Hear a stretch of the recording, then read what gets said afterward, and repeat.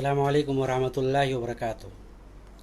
अल्हम्दुलिल्लाहि रब्बिल आलमीन अर्रहमानिर रहीम मालिकि यौमिद्दीन वस्सलातु वस्सलामु अला सय्यिदिल मुरसलीन व अला आलिहि व सहबिहि अजमईन अम्मा बाद। तमाम किस्म की हम्दो सना किबरियाई और बड़ाई उस अल्लाह रब्बुल आलमीन के लिए लायक व ज़ेबा है जो सारी कायनात का पालनहार है। बादो दरुद व सलाम नाजिल हो अल्लाह के प्यारे रसूल हबीब किबरिया सैयदुल कौनैन मुहम्मद रसूलुल्लाह सल्लल्लाहु अलैहि वसल्लम पर। हज़रात, जैसा कि आप जानते हैं कि आज मैं फ़ेसबुक लाइव पर जमीयत अहले हदीस गुजरात की तरफ से मुझे हाज़िर होने का हुक्म हुआ है। मौजू है मोबाइल से हमारे बच्चों को होने वाले नुकसानात। वक्त 30 मिनट है। इंशाअल्लाह कोशिश करूँगा कि कुछ अहम चीज़ें सीखने सिखाने की, समझने और समझाने की हम लोग सीख लें ताकि हमारी ज़िंदगी में फ़ायदा हो। मैं भी एक बाप की हैसियत से कुछ चीज़ें आप लोगों के सामने रखूँगा, एक वालिद की हैसियत से, और वालिदैन जो हमारी बात सुन रहे हैं उनसे गुजारिश भी है कि इन बातों को बगौर सुने कि दीनी तौर पर हमारे बच्चों के लिए हमें क्या ज़िम्मेदारी अदा करनी है और दुनियावी एतबार से साइंस और टेक्नोलॉजी का क्या नुकसान साइंस कहती है हमारे बच्चों के सेहत पर, उसे हम और आप देखेंगे। हज़रात, सबसे पहली चीज़ हम और आप जान लें कि बच्चे ये अल्लाह की तरफ से नेमत हैं। बच्चे अल्लाह की नेमत हैं। जैसा कि अल्लाह रब्बुल आलमीन ने इरशाद फरमाया कि अलमालु वल बनून ज़ीनतुल हयातिद दुनिया, कि माल और औलाद ये दुनियावी ज़िंदगी की ज़ीनत हैं और इसके ज़रिया से इंसान को, ज़ाहिर सी बात है, अल्लाह के नबी सल्लल्लाहु अलैहि वसल्लम ने बयान फरमाया एक दूसरी जगह पर कि तज़व्वजुल वदूदुल वलूद, कि तुम मोहब्बत करने वाली और ज़्यादा बच्चा जनने वाली ख़वातीन से शादी करो। तो औलाद ये नेमत है। इसके ज़रिया से उम्मत मोहम्मदिया, अल्लाह के रसूल सल्लल्लाहु अलैहि वसल्लम कहते हैं कि फ़इन्नी मुकासिरुम बिकुम अलल उमम, कि मैं दूसरी उम्मतों पर इसके ज़रिया से फ़ख्र करूँगा कि मेरी उम्मत की तादाद इतनी ज़्यादा है। तो औलाद ये नेमत है। जो लोग औलाद नहीं पाते उनके बारे में हम और आप जाने कितने बेचैन और परेशान रहते हैं। तो अल्लाह रब्बुल आलमीन जो नेमत दे उसकी कदर होनी चाहिए। अल्लाह के नबी सल्लल्लाहु अलैहि वसल्लम ने बयान फरमाया कि इत्तकुल्लाह वअदिलू, कि ये लोगो अल्लाह से डरो, वअदिलू फ़ी औलादिकुम, और अपने औलाद में अदल करो, अपने बच्चों में अदल करो, इंसाफ करो। और अदल और इंसाफ में ये चीज़ बिल्कुल दाखिल है कि बच्चों की तरबियत के हम और आप फ़िक्रमंद कितने हैं, बच्चों की तरबियत और बच्चों की के लिए फ़िक्रमंद हम कितने हैं। उसकी तरफ ये हदीस इशारा करती है कि वत्तकुल्लाह, ऐ लोगो अल्लाह का तक़वा अख्तियार करो और अपने बच्चों में और अपनी औलाद में इंसाफ करो, अदल करो। इसके दो माना समझ में आ सकते हैं। नंबर 1 कि बच्चों में कमी और बेसी ना की जाए, कि किसी को ज़्यादा मोहब्बत की जाए, किसी को कम। मुझे यह वाक़या याद आ रहा है अलीगढ़ मुस्लिम यूनिवर्सिटी का, जब मैं बीए का तालिब इल्म था 2009 में, गालिबन 2009 की बात है। तो वहाँ पर हमारा एक साथी बीए का था जिसको सफ़ेद दाग की बीमारी थी। उसका पूरा जिस्म सफ़ेद था। इसकी वजह से क्या होता था कि उसके घर वाले या उसके वालिदैन उससे, या उसके भाई बहन उससे उस अंदाज से मोहब्बत नहीं करते थे जैसे दीगर भाई बहनों से मोहब्बत करना चाहिए। डिप्रेशन का शिकार हुआ और डिप्रेशन के शिकार में जब वो खुदकुशी कर लिया, उस शख्स ने, उसने खुदकुशी कर लिया। और ये वाक़या है उस वक्त का जब यूसुफ पठान क्रिकेटर ने 37 बार पर आईपीएल में सेंचुरी मारी थी। हम लोग उस दिन मैच भी देख रहे थे और ये वाक़या पेश आया था। मैं बताना ये चाहता हूँ कि बच्चों में इंसाफ हो, छोटा हो या बड़ा हो, खूबसूरत हो या बदसूरत हो, कोई बीमारी हो या कोई सेहतमंद हो, ये तमाम चीज़ें बच्चों की तरबियत में हायल नहीं होनी चाहिए। वही बात अल्लाह के नबी सल्लल्लाहु अलैहि वसल्लम ने यहाँ पर बयान फरमाई कि तक़ुल्लाह, अल्लाह का तक़वा अख्तियार करो, वअदिलू, और इंसाफ से काम लो। और क्या करो? इंसाफ से काम लो, बच्चों के दरमियान इंसाफ करो। ये बुखारी और मुस्लिम की रवायत है। तो अहले ईमान होने के नाते हम मुसलमानों की ज़िम्मेदारी बनती है कि हम बच्चों में इंसाफ करें। अगर हमारे गैर मुस्लिम भाई हमारी बात सुन रहे हैं तो उनसे गुजारिश है कि एक बाप होने के नाते हम सब की ज़िम्मेदारी है कि अपने बच्चों के साथ अच्छा सलूक करें, और अक्सरियत इंसानों की करती है। अल्लाह रब्बुल आलमीन ने बयान फरमाया कि या अय्युहल्लज़ीना आमनू, ऐ लोगो जो ईमान लाए हो, ऐ मुसलमानों, क़ू अनफुसकुम व अहलीकुम नारा, अपने आप को और अपने अहल-ओ-याल को जहन्नम की आग से बचाओ। अपने आप को बचाओ और अपने अहल-ओ-याल को बचाओ। वक़ूदुहन्नास वल हिजारा, जिसके ईंधन इंसान और पत्थर होंगे। यानी अल्लाह ताला इस आयत करीमा में फ़िक्र आखिरत की तलक़ीन कर रहा है कि हम लोग दुनिया में हमेशा हमेश के लिए नहीं पैदा किए गए, भेजे गए हैं, बल्कि हम सबको यहाँ से अल्लाह के यहाँ जाना है। तो हमको और अपने अपने आप को भी जहन्नम की आग से बचाना है, क़ू अनफुसकुम व अहलीकुम नारा, और अपने अहल वयाल को, और अहल वयाल में बच्चे भी दाखिल हैं। हमारा मौजू क्या है कि मोबाइल से हमारे बच्चों को होने वाले नुकसानात, इंशाअल्लाह मैं उस पर आऊँगा कि नुकसानात क्या हैं। पहले तो हम ये जान लें कि हमारी एज आ बाप या फादर होने के नाते या माँ वालदैन होने के नाते हमारी ज़िम्मेदारी बच्चों पर क्या है, उसके बारे में थोड़ा हमारा और आपका जहन खुल जाए तो मुमकिन है कि वो नुकसानात जो हमारे बच्चों पर आयद होने वाली हैं उसको हम अच्छे से समझ पाएँ, उससे बच सकें। अहले ईमान की हालत ये होती है कि वो अपने औलाद के बारे में एक लम्हा भी गाफिल नहीं होता। क्यों? क्योंकि अल्लाह ने सूरह तूर आयत नंबर 26 में इरशाद फरमाया, कालू, ये मोमिन जो हैं, ये अहले ईमान जो हैं, ये कहते हैं कि इन्ना कुन्ना कबलू फ़ी अहलिना मुशफ़िक़ीन, कि हम इससे पहले अपने बच्चों और अपने अहल वयाल के मुताल्लिक अल्लाह से बहुत डरने वाले थे, यानी बहुत ज़्यादा इसका ख्याल करते थे और एहतियात करते थे। ये अहले ईमान का शेवा रहा है। तो एक मुसलमान होने के नाते मेरी, आपकी और हम सब की जिम्मेदारी बनती है कि अपने अहल वयाल के मुताल्लिक फ़िक्रमंद रहें, गाफिल ना हो। ऐसा ना हो कि कमाने के चक्कर में सुबह निकले, शाम में आए, बच्चे कहाँ जा रहे हैं, क्या कर रहे हैं, औलाद क्या कर रही है, या अहल वयाल क्या कर रहे हैं, कोई फ़िक्र नहीं। इस अंदाज से अल्लाह रब्बुल आलमीन ने मुसलमानों को तरबियत नहीं दी है। एक बेहतरीन समाज मुसलमानों का जो बनेगा वो इस अंदाज से बनेगा कि वो मुसलमान कभी अपनी ज़िम्मेदारी से गाफिल नहीं होगा। वो हदीस भी हम और आप समझ सकते हैं कि अल्लाह रब्बुल आलमीन सबसे पूछेगा, कुल्लुकुम राइन व कुल्लुकुम मसूलुन अन रय्यतिही। यहाँ इसको भी हम समझ सकते हैं कि हर इंसान निगरां है और उससे उसके मातहतों के बारे में ज़रूर अल्लाह ताला सवाल करेगा और पूछेगा। अल्लाह के रसूल सल्लल्लाहु अलैहि वसल्लम ने बयान फरमाया, क्या बयान फरमाया अल्लाह के नबी सल्लल्लाहु अलैहि वसल्लम ने? बयान फरमाया कि अल्लाह, जो शख्स बेटियों की वजह से आजमाया गया, ये बेटियां उसके लिए निजात का ज़रिया बनेंगी। बेटियों के ज़रिया से आजमाया गया का मतलब क्या है? बेटियों के ज़रिए आजमाया गया का मतलब ये है कि जो बच्चियों की सही तरबियत कर ले जाए। आज बेटियां पैदा होती, मुंह काला हो जाता है, मुंह लोग छुपाते हैं, लोग अपना मुंह छुपाने लगते हैं। तो बच्चियों के वजह से जो मुंह काला होता है उसके बारे में सोचें कि जिनके यहाँ बच्चियाँ पैदा हो जाएं, बेटा पैदा हो तो बड़े फ़ख्र से अक़ीक़े भी खूब होते हैं, खूब दावतें भी होती हैं, मिठाइयाँ भी खूब तकसीम होती हैं, बड़े फ़ख्र से बताया जाता है कि हाँ हमारे यहाँ बेटा पैदा हुआ, बताओ क्या नाम रखूँ, क्या नाम रखूँ। बेटियाँ पैदा होती हैं तो मुंह बन जाता है। ये अजीब अलमिया है समाज और माशरे का। अल्लाह ताला ईमान हमारा इतना मजबूत कर दे कि बेटियाँ पैदा हों तो हम फ़ख्र से कहें कि मेरे नबी ने ये तलक़ीन की है कि जो बेटियों के ज़रिया से आजमाया गया और उनकी सही तालीम व तरबियत की तो वो जहन्नम में जाने से वो ढाल बनेंगी, यानी जहन्नम से उनके ज़रिया से निजात मिलेगा। ये सही मुस्लिम की रवायत है। दूसरी रवायत में अल्लाह के नबी ने बयान फरमाया कि जिसको अल्लाह ने 2 बेटियां अता फरमाई, उसने उनकी अच्छी परवरिश की, यहाँ तक कि वो बालिग हो गई, यहाँ तक कि वो बालिग हो गई। वो बच्चियाँ क्या हुई? वो बच्चियाँ बालिग हो गई। तो अल्लाह के नबी ने फरमाया कि वो मेरे साथ जन्नत में ऐसे होगा।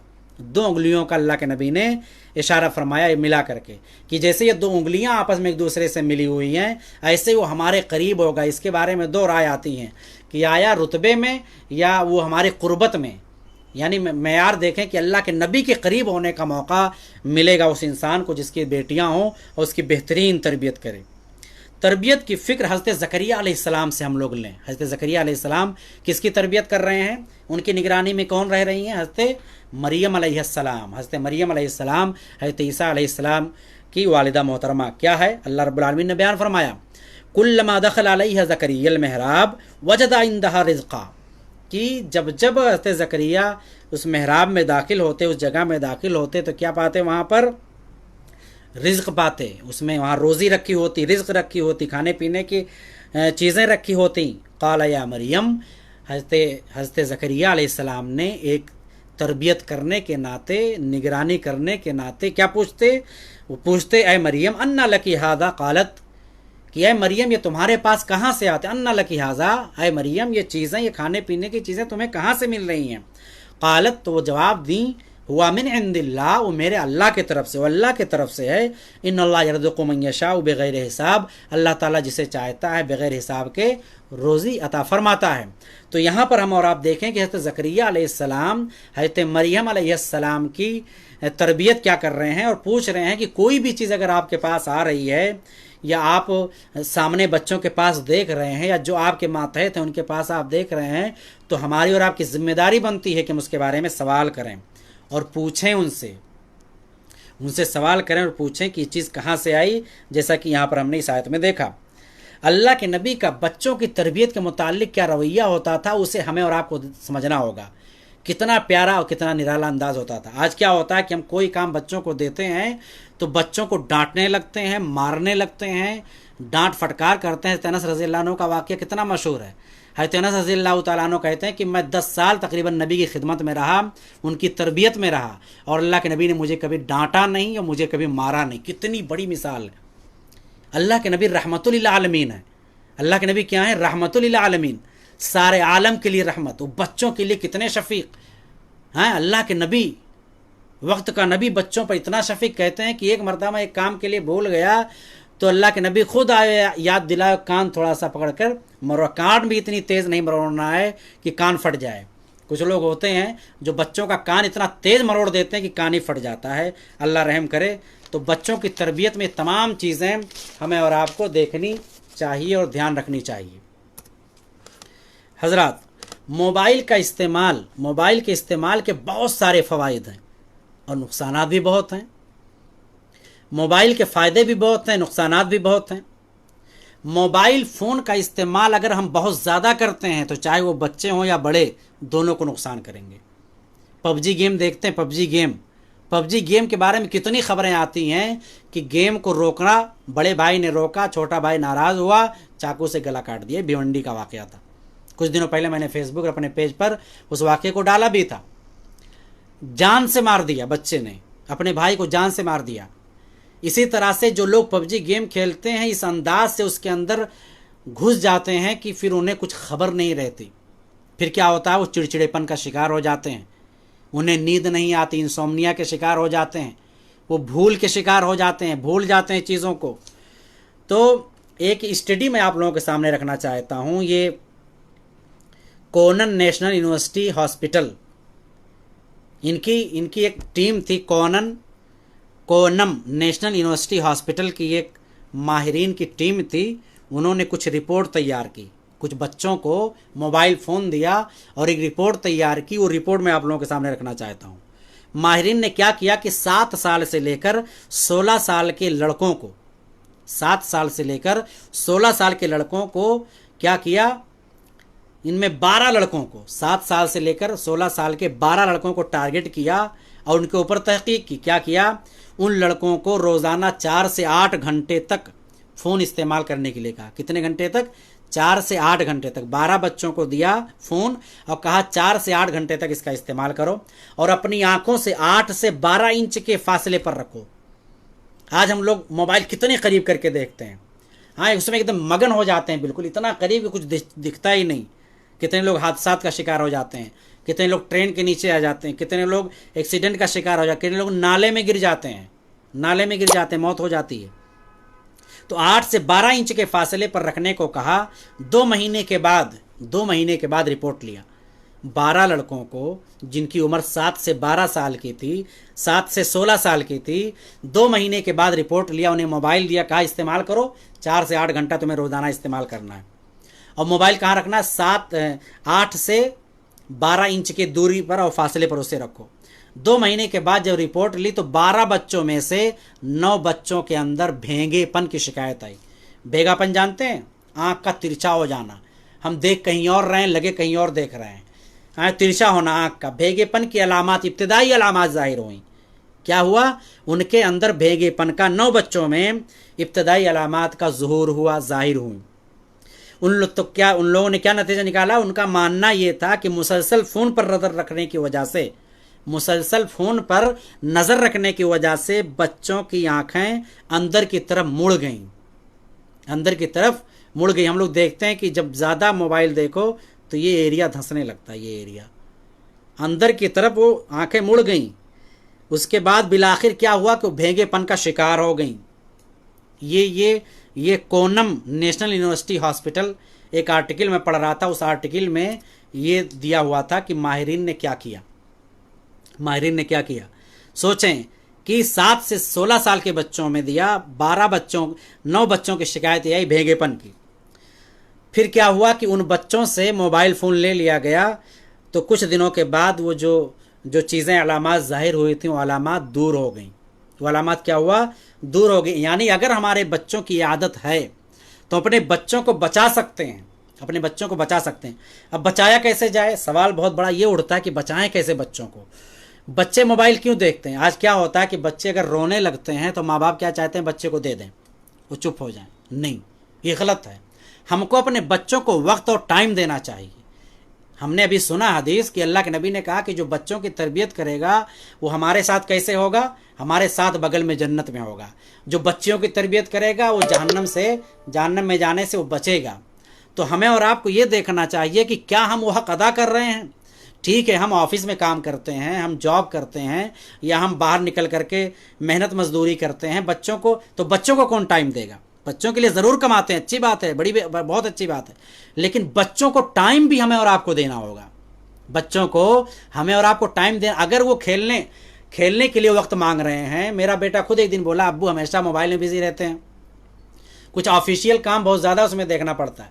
एक बच्चे के बारे में वाक़या बताऊं कि एक बच्चा आया, उसने कहा अपने बाप को, बार बार जब वो बुलाता था अपने बाप को कि आप आइए मेरे साथ खेलिए, वो हमेशा बंदा बिजी रहता था।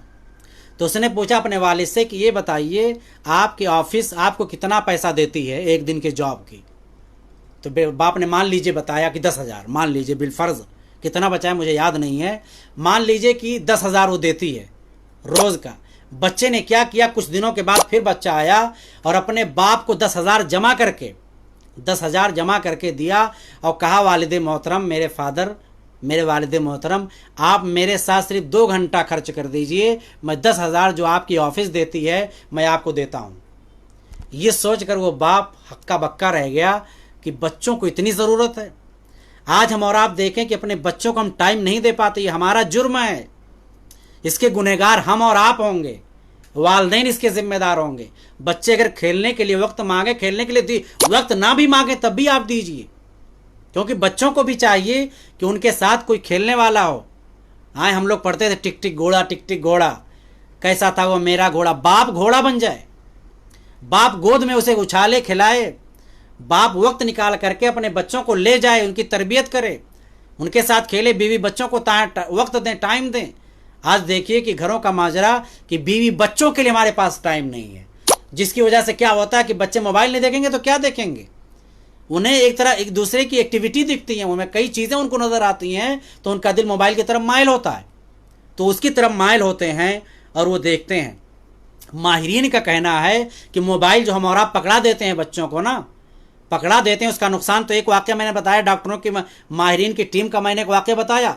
दूसरी बात डॉक्टरों का कहना यह है कि जैसे तंबाकू और सिगरेट के बारे में हम 25 साल पहले लोगों से कहते थे कि ये गलत है, ये नुकसान करेगा, इससे नुकसान होगा सेहत पर इससे नुकसान होगा, तो लोग यकीन नहीं करते थे।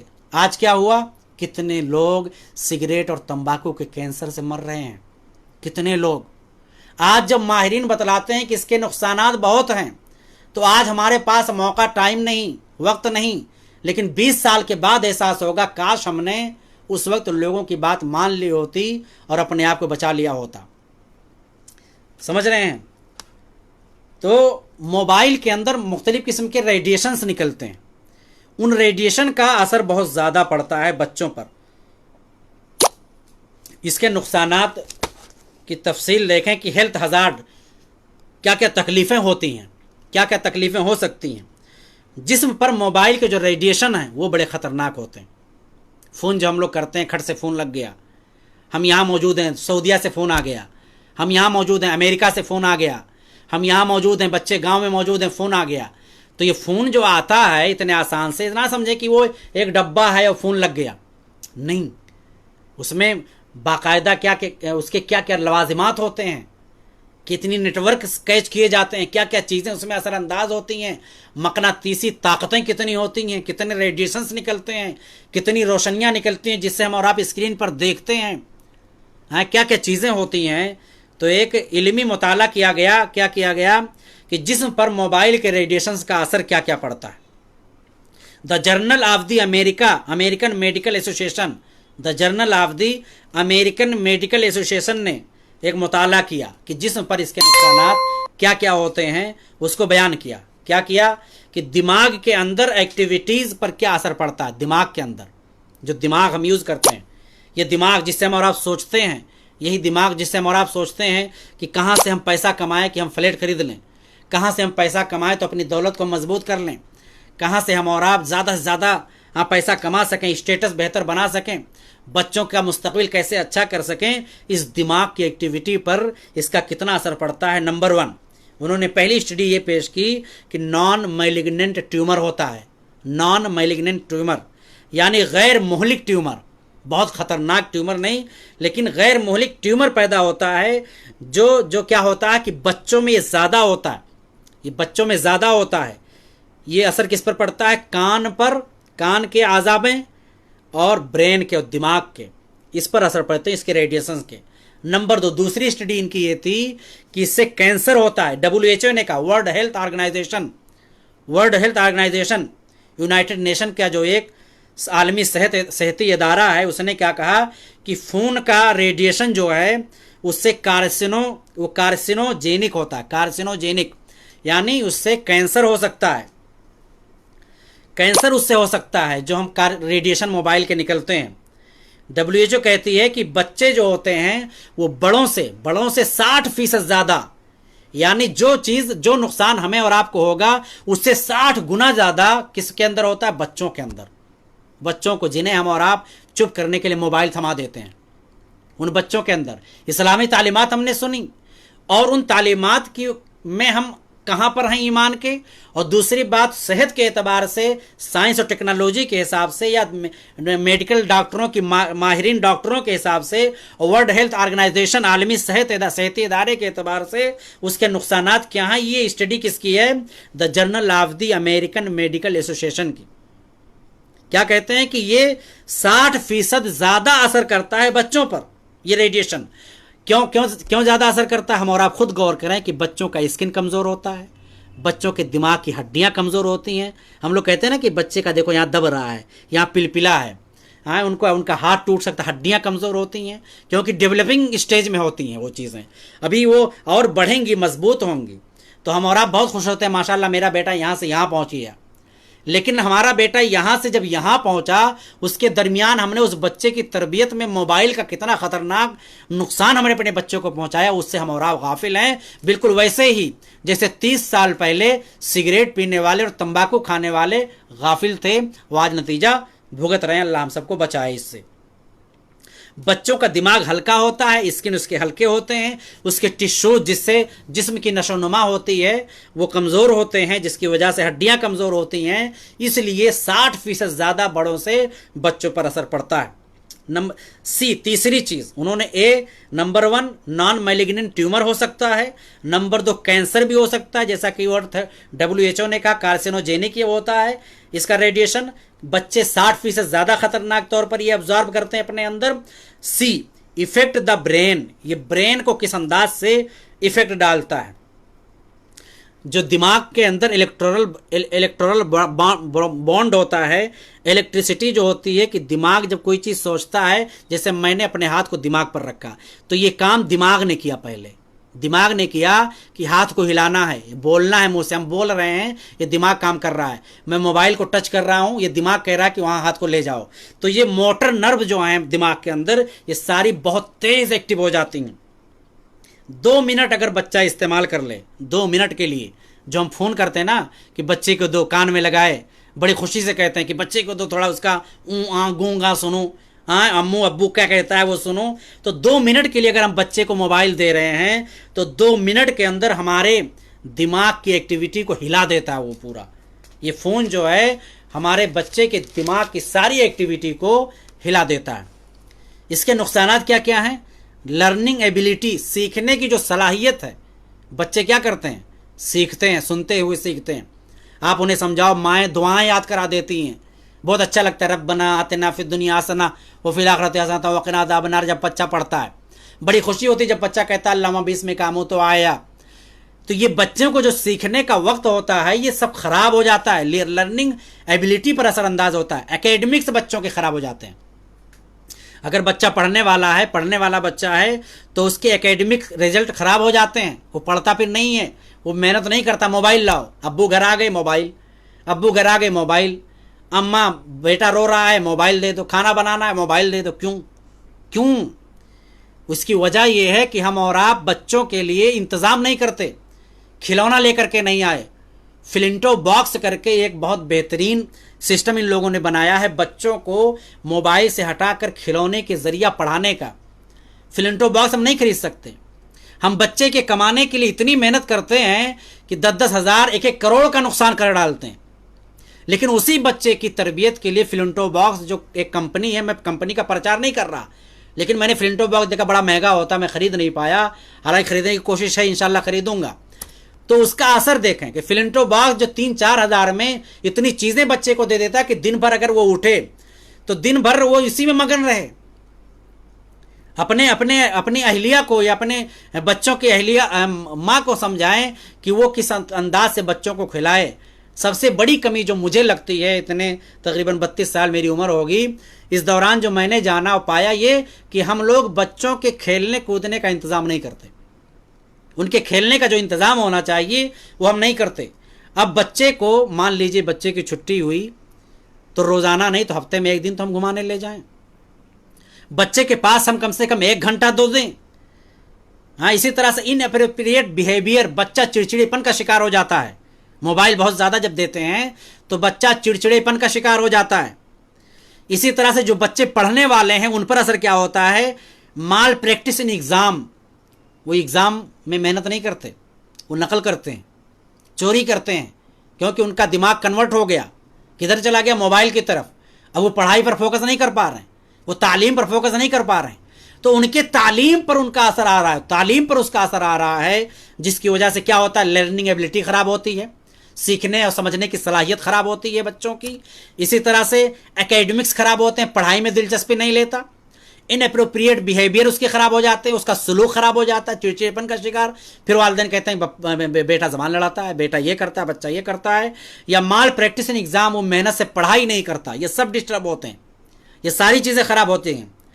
वर्ल्ड हेल्थ ऑर्गेनाइजेशन ने एक तरकीब बनाई, ये तकरीबन 3-4 साल के बच्चों तक का इसमें तरतीब उसने बनाया कि इतने साल के बच्चों का, छोटे बच्चे जो हैं, इन बच्चों के साथ हम क्या करें, इन बच्चों के साथ हम और आप क्या करें, इसके बारे में इन्होंने तालीम दी है। WHO ने, वर्ल्ड हेल्थ ऑर्गेनाइजेशन जो यूनाइटेड नेशन चलाती है, एक आलमी सेहत का इदारा है, यही वर्ल्ड हेल्थ ऑर्गेनाइजेशन है जिसने कोविड-19 को इतना ख़तरनाक बताया और फिर दहशत इतनी फैली, इतना डर दहशत कि कितनी अमवात खाली डर और दहशत से हो गई। ये WHO ने बच्चों के लिए बहुत अच्छा सिस्टम इन लोगों ने बनाया है, बहुत अच्छा सिस्टम बनाया है, और इस पर इन लोगों ने बड़ी मेहनत की है। नंबर 1, पहला उसने बताया कि 1 साल से कम उम्र के बच्चे, यानी छोटे बच्चे, 1 साल तक जो बच्चे हैं, 1 साल तक छोटे, यानी पैदाइश से लेकर के 1 साल तक के बच्चे जो हैं, उनके साथ हमें क्या करना है, गौर से सुनिएगा। 24 घंटे में 30 मिनट उन्हें खिलाना है। पेट के बल बच्चे खेलें, उनको खिलाएं, उन्हें किलकारियाँ दें, उन्हें अच्छी अच्छी बातें सुनाएं, उन्हें हंसाएं, उन्हें खिलाएं, वो चले, फर्श पर चले, एक्टिविटी करे। 1 साल का बच्चा कम से कम, यानी पैदाइश से लेकर के 1 साल के बच्चे तक, यानी 1 साल की उम्र तक 30 मिनट तक 24 घंटे में फिजिकल एक्टिविटी कराना है। बच्चे के हाथ पैर की एक्टिविटी करानी है। नंबर 2, दूसरी बात क्या करना है, स्क्रीन के सामने, यानी मोबाइल या लैपटॉप वगैरह की स्क्रीन के सामने उस बच्चे को बिल्कुल नहीं लाना है, उस बच्चे को बिल्कुल नहीं लाना है। इसके अलावा 14 से लेकर 17 घंटे तक उसे नींद आनी चाहिए, उस बच्चे को। पैदाइश से लेकर के 1 साल की उम्र तक के बच्चे को नंबर 1 क्या करना है, रोजाना 24 घंटे में 30 मिनट उसे खेलने को देना है, फिजिकल एक्टिविटी वो करे, हाथ पैर मारे, चले, पेट के बल इधर उधर घिस के बकैयाँ चलना, जिसे हमारा बकैयाँ नहीं बल्कि पेट के बल जो चलते हैं, बकैयाँ तो उसके बाद आता है। तो इतना करना है। नंबर 1, 30 मिनट कम से कम उसे फिजिकल एक्टिविटी कराई जाए। नंबर 2, मोबाइल या कंप्यूटर के स्क्रीन के सामने उसे बिल्कुल नहीं आने देना है उस बच्चे को। बड़े प्यार से कहते हैं ला वीडियो कॉलिंग करें, देखें वीडियो कॉलिंग में कितना खतरनाक कितना खतरनाक नेटवर्क इस्तेमाल होते हैं, आप हैरान हो जाएंगे, कितने खतरनाक, आप हैरान हो जाएंगे। स्क्रीन के सामने बिल्कुल नहीं। नंबर 3, क्या करना, 14 से लेकर 16 घंटा उस बच्चे को सोने के लिए देना है। 14 से लेकर 16 घंटा उस बच्चे को बहुत सारे लोग आते हैं बड़े प्यार से, ए लल्लू सो रहा है, लल्लू क्यों सो रहा है, इसे जगाओ, पप्पी लेते हैं, प्यार करते हैं। नहीं, आपका ये प्यार करना उस मासूम बच्चे के लिए हानिकारक है, नुकसानदेह है, उस बच्चे के नशो नुमा में नुकसानदेह है। आप सोचिए कि बच्चे से प्यार करने आते हैं, लल्लू लल्लू करके उसे खिलाते हैं, बाबू बाबू करके, और उसकी नींद खराब करते हैं, चिनोटियाँ काटते हैं, गाल काटते हैं, गाल चूमते हैं, उसे जगा देते हैं। ये माँ बाप को समझना होगा, या जो भी शख्स बच्चे को खिलाने जा रहा है उसे समझना होगा कि अपने उस बच्चे को कम से कम 14 से लेकर 17 घंटा सोने देना है। 17 घंटा 24 घंटे में सोने देना है। ये हो गई पैदाइश से लेकर के 1 साल के बच्चे की उम्र तक। नंबर 2, 1 साल से लेकर 2 साल के बच्चों के लिए WHO ने क्या हिदायत दी है। नंबर 1 क्या कहा कि 180 मिनट, कितने, 180 मिनट, 180 मिनट कितने होंगे, 60 मिनट से आप उसको तकसीम कर लें।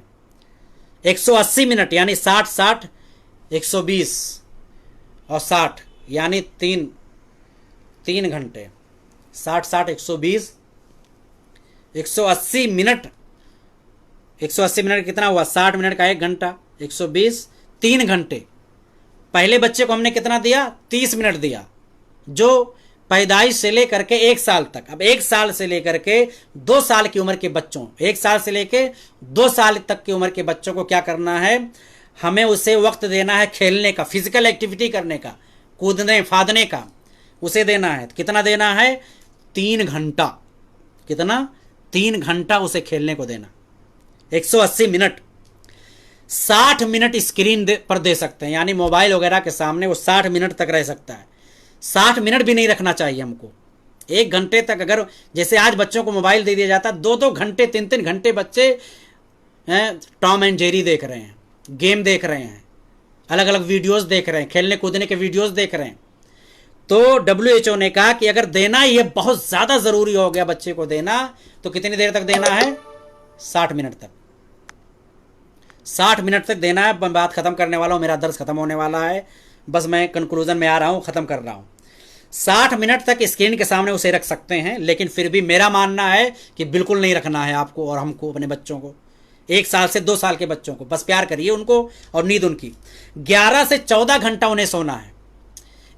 1 साल तक के बच्चों को कब तक कितना सोना है, 14 साल से 14 घंटे से 17 घंटे सोना 24 घंटे में। 1 साल से 2 साल के बच्चे को कितना घंटा सोना है, 11 से 14 घंटा, 11 से 14 घंटा। यानी 1 साल से 2 साल तक के बच्चों को क्या करना है, 3 घंटा कम से कम दिन में खेलना है उसको। 60 मिनट तक स्क्रीन दिखा सकते हैं, वरना दिखाइए मत। 11 से 14 घंटा उसे नींद आनी चाहिए, उसे सोना चाहिए। नंबर 3 साल से 4 साल के बच्चों का, 3 साल से 4 साल के बच्चों का क्या करना है, 180 मिनट खेल, वही जो पहले खेलता है, यानी 3 घंटा उसे खेलने को दिया जाए 3 साल से 4 साल के बच्चों को। उसके अलावा 60 मिनट ये भी स्क्रीन पर रह सकता है, लेकिन नहीं देना चाहिए मोबाइल, मत दें, आदत ना बिगाड़ें, मत खराब करें। इसके अलावा क्या करें कि 10 से 12 घंटा उसे नींद आनी चाहिए, 10 से 12 घंटा उसे सुलाया जाए, उसे कम से कम नींद आनी चाहिए। तो ये WHO ने पैदाइश से लेकर के 4 साल के बच्चों के दरमियान क्या करना है, ये छोटे बच्चे हैं, इनकी उम्र बहुत नाजुक होती है, उस वक्त ज़्यादा ख्याल करना है मैं और आपको। 1 साल का बच्चा 1 साल तक पैदाइश से लेकर के उसे क्या करना है, 30 मिनट तक फिजिकल एक्टिविटी करानी है, स्क्रीन के सामने बिल्कुल नहीं लाना है मोबाइल या कंप्यूटर। या लोग कहते हैं, माहिरीन ये कहते हैं कि बच्चे को अगर मोबाइल देना है ना, तो 14 साल की उम्र में मोबाइल दीजिए, 14 साल से बड़े की उम्र में, वरना मत दीजिए, बल्कि बच्चों को तो देना ही नहीं चाहिए। तो ये तमाम चीज़ें, हमें प्रिकॉशन क्या क्या हैं, हम प्रिकॉशन क्या क्या कर सकते हैं। हाँ, हमें प्रिकॉशन हमने शुरू ही में लिखा था कि हम बचाव का क्या क्या कर सकते हैं, उसमें कई चीज़ें माहिरीन ने बताई हैं प्रिकॉशन में कि मोबाइल को एरोप्लेन मोड पर रखें। घर में जब हम आएँ तो मोबाइल को एरोप्लेन मोड पर कर दें, बंद कर दें, सारा सिस्टम रुक जाए, एकदम बंद। अब बच्चों में हम रहना है। हामिला ख़वातीन अगर हैं, हामिला ख़वातीन भी मोबाइल को अपने से दूर रखें, रेडिएशन का असर उनके होने वाले बच्चे पर पड़ सकता है। याद रखें, जो माएँ, बहुत सारी ख़वातीन मोबाइल में कई कई घंटे खाना बनाना सीखती हैं और जब खाना बना कर देती हैं तो बन ही नहीं पाता। अल्लाह करे वो सीखें, लेकिन बचना चाहिए। अगर हामिला ख़वातीन हैं तो उन बच्चों पर वो नुकसानदेह हो सकता है। प्रिकॉशन में क्या करना है? नंबर 1, हमें एरोप्लेन मोड पर मोबाइल को रखना चाहिए बच्चों के दरमियान जब रहें। नंबर दो हमें क्या करना है?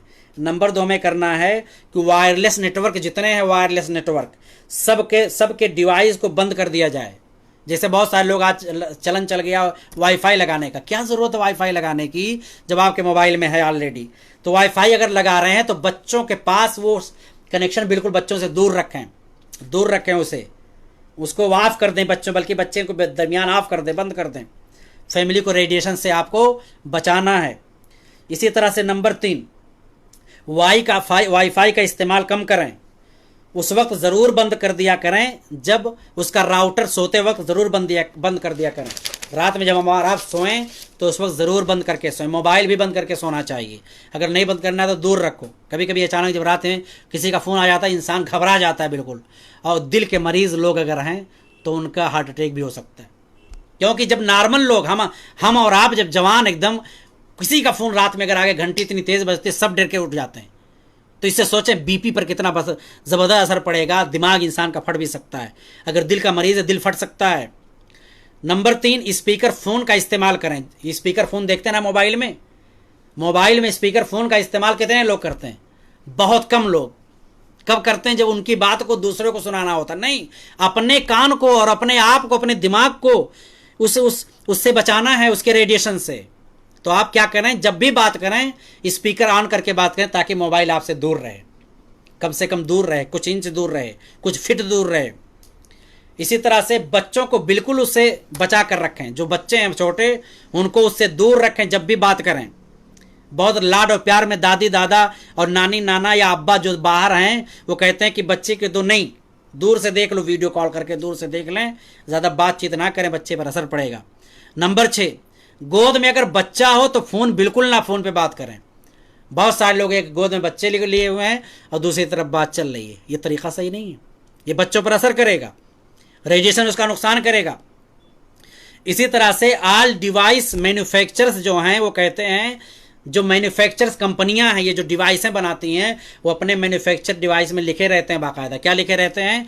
कम से कम 5 मिलीमीटर तक दूर रखें अपने जिस्म और दिमाग से। उस चीज़ को अपने जिस्म और दिमाग से 5 मिलीमीटर दूर रखें।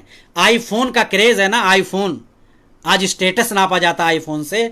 आईफोन 6 और आईफोन 6s के मुतालिक आईफोन ने खुद लिखा है, अपने यूजर से कहा है कि 10 मिलीमीटर तक दूर रखो मोबाइल को।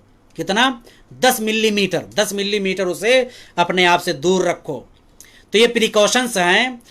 बहुत सारी चीज़ें मुमकिन है कि मैंने इधर उधर की आपको बताई हों, बातें बड़ी अहम थी।